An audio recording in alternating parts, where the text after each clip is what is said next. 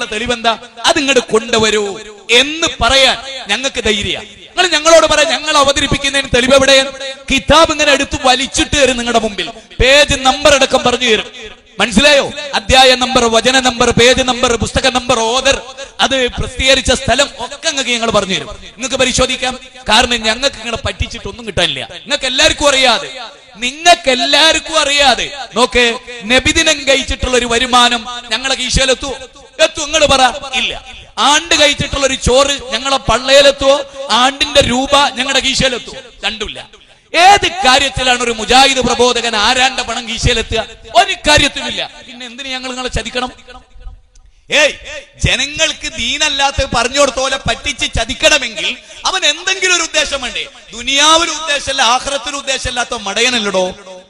നിങ്ങൾ സുഹൃത്തുക്കളെ, നിങ്ങൾ ആലോചിക്കുക. ഞങ്ങളെ സംബന്ധിച്ചിടത്ത് ഞങ്ങൾ പിഴച്ചവരാണെങ്കിൽ, പിഴപ്പിക്കുന്നവരാണെങ്കിൽ അതിന് ഖുർആൻ ഒരു മാനദണ്ഡം പറഞ്ഞു. അങ്ങനെ പിഴപ്പിക്കുന്നവർക്ക് ഒരു ദുർഗുണം ഉണ്ടാവും. അത് അല്ലാഹ് പറയാണ്. അതെന്താ? യൗകുലൂന അംവാലന്നാസ് ബിൽ ബാത്തിൽ വയസുദ്ദൂന അൻ സബീലില്ലാഹ്. ഇത് ആർക്കല്ലേ? നിങ്ങൾ പരിശോധിക്കുക. ഇത് ആർക്കല്ലേ? നിങ്ങൾ പരിശോധിക്കുക. എന്താ അല്ലാഹ് പറഞ്ഞു? 9-ാം അധ്യായം 34-ാമത്തെ വചനം. വചനം അനുസരിച്ച് വായിക്കണം.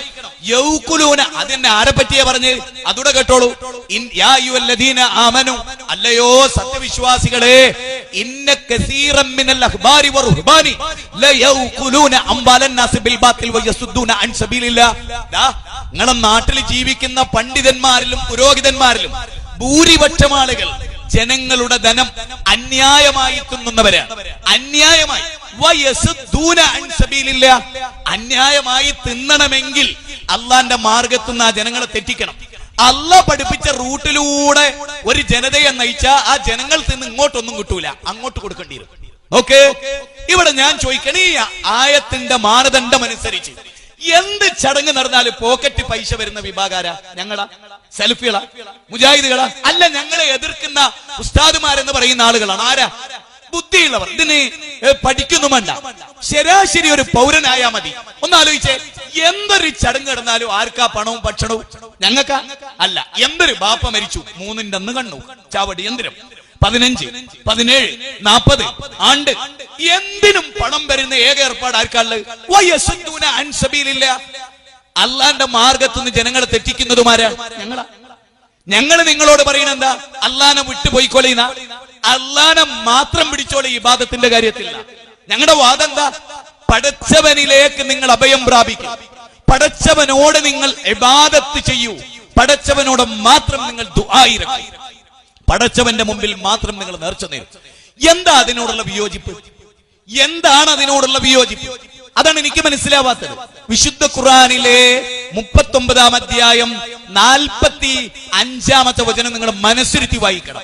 ആ വചനത്തിൽ അല്ലാഹു സുബ്ഹാനഹു വ തആല പറയുന്നറിയും, അള്ളാനെ പറ്റി മാത്രമായിട്ട് പ്രസ്താവിക്കപ്പെട്ടാൽ ഒരു വിഭാഗം ആളുകൾക്ക് അസ്വസ്ഥത ഉണ്ടാവും, അവരാകെ വയലന്റ് ആവും. അല്ലാഹ് പറയാണ്, എന്നാൽ വൈദാ ദുഖിറല്ലദീന മിൻ ദൂനിഹി ഇദാഹും യസ്തബ്ശിറൂൻ.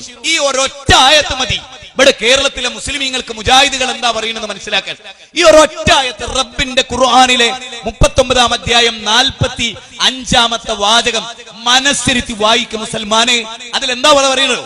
അള്ളാഹിനോട് മാത്രമേ പ്രാർത്ഥിക്കാവൂ എന്ന് അവരോട് പറഞ്ഞാൽ അവർക്ക് ചൂടാവും, ഒരു ദേഷ്യം പിടിക്കും, ഒരു സ്റ്റേജ് കയ്യേറും, ബഹളുണ്ടാക്കും, കൂക്ക് വിളിക്കും, കലാപുണ്ടാക്കും, ഒക്കെ ഒരു ചെയ്യും. എന്നാൽ വൈദാ ദുഖിറല്ലദീന മിൻ ദൂനിഹി, അള്ളാഹ്ക്ക് പുറമെ മൊയ്തീൻ ഷെയ്ഖിനെ വിളിക്കാന്നൊന്ന് പറഞ്ഞു നോക്കിയേ, മമ്പറനങ്ങളെ വിളിക്കാന്നൊന്ന് പറഞ്ഞു നോക്കിയേ, ഇബ്രാഹിം നബിയെ വിളിക്കാന്നൊന്ന് പറഞ്ഞു നോക്കിയേ, അവർ ഭയങ്കര ഹാപ്പി ആയിരിക്കും. അവർ പരലോകത്തിൽ വിശ്വാസമില്ലാത്തവരാണ്. ആര്? അള്ളാഹ്ക്ക് പുറമെ വേറൊരു മഹാനെ വിളിക്കാം എന്ന് പ്രസംഗിക്കുന്നവർ പരലോകത്തിൽ വിശ്വാസമില്ലാത്തവരാണ്. ഇതെന്റെ വകയല്ല, എനിക്കിതിൽ മായം ചേർക്കാൻ വയ്യ, അള്ളാന്റെ ഗ്രന്ഥത്തിലുള്ളതാ. വായിക്കൂ. അങ്ങനെയല്ല അതിന്റെ അർത്ഥമെങ്കിൽ പറയൂ. അള്ളാന്റെ ഗ്രന്ഥത്തിൽ അല്ലാഹ് പറയണെന്ത്? അള്ളാന്റെ കൂടെ മറ്റൊരാളെ പ്രസ്താവിച്ചാൽ. ഇനി ഞാൻ ചോദിക്കട്ടെ, ഈ ഖുർആനിക വചനത്തിൽ ഇങ്ങനെ ഒരു പോയിന്റ് ഉടല്ലേ? ഏത്? അള്ളാന്റെ കൂടെ നിങ്ങൾക്ക് മൊയ്തീൻ ഷെയ്ഖിനെ ഇലാഹല്ല എന്ന വിശ്വാസത്തോടെ വിളിക്കാമെന്ന് അള്ളാഹിൽ പറഞ്ഞു? ഇല്ല.